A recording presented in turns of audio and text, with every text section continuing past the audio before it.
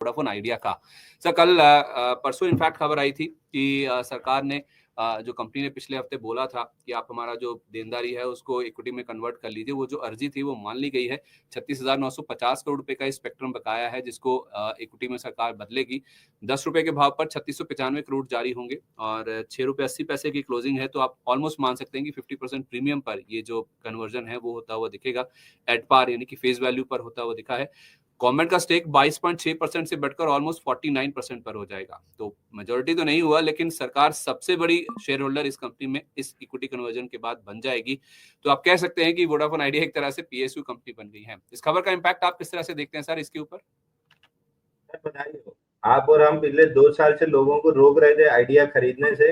अब पूरे देश के पास आइडिया हो गया है। सरकारी संपत्ति है तो आपकी और मेरी हो ही गई। तो 2 साल से हम मना कर रहे थे कि मत खरीदिए, घाटे में जाएगा, घाटे में जाएगा। एक झटके में पूरे देश के पोर्टफोलियो में आ गया। खैर, अब आइडिया के बारे में नेगेटिव बोलना, मतलब चार्ट पे भले नेगेटिव देख रहा हो, 5 रुपए 70 पैसे का टारगेट, बट अब उसके बारे में नेगेटिव बोलना थोड़ा सा दिक्कत भरा हो जाएगा, क्योंकि अल्टीमेटली बार बार स्टैंडर्ड डिस्क्लेमर देना पड़ेगा कि मेरे पर्सनल पोर्टफोलियो में प्रेसिडेंट ऑफ इंडिया के पास रखा हुआ है। तो अगेन, मैं खरीदने के उसमें इंटरेस्टेड नहीं हूँ। नीचे 5 रुपए 70 पैसा और 4 रुपए 55 के टारगेट मेरे को एवर सिंस जब ये फील्ड ब्रेकआउट दिया था 18 रुपए 36 पैसे पे, तब से दिख रहे हैं।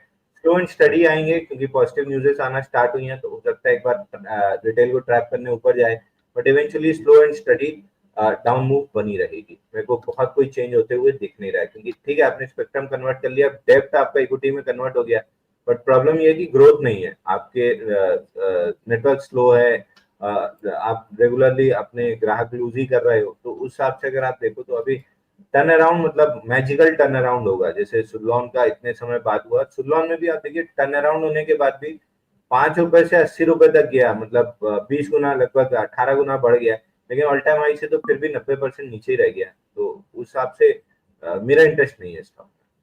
ठीक है, नई खरीदारी नहीं करनी है सर, जिनके पास है पहले से रखा है उनके लिए।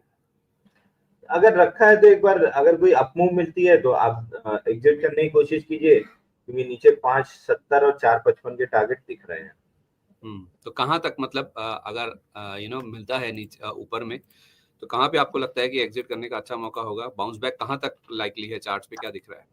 सर देखिए, वीकली चार्ट पे बाउंस बैक अगर आया तो फिर इसका टारगेट, पहला हल्का सा रेजिस्टेंस 7 रुपए 70 पैसे का होगा, और उसके ऊपर हाई प्रोबेबिलिटी अपसाइड जो बाउंस बैक टारगेट है वो 8 रुपए 70 पैसे का है।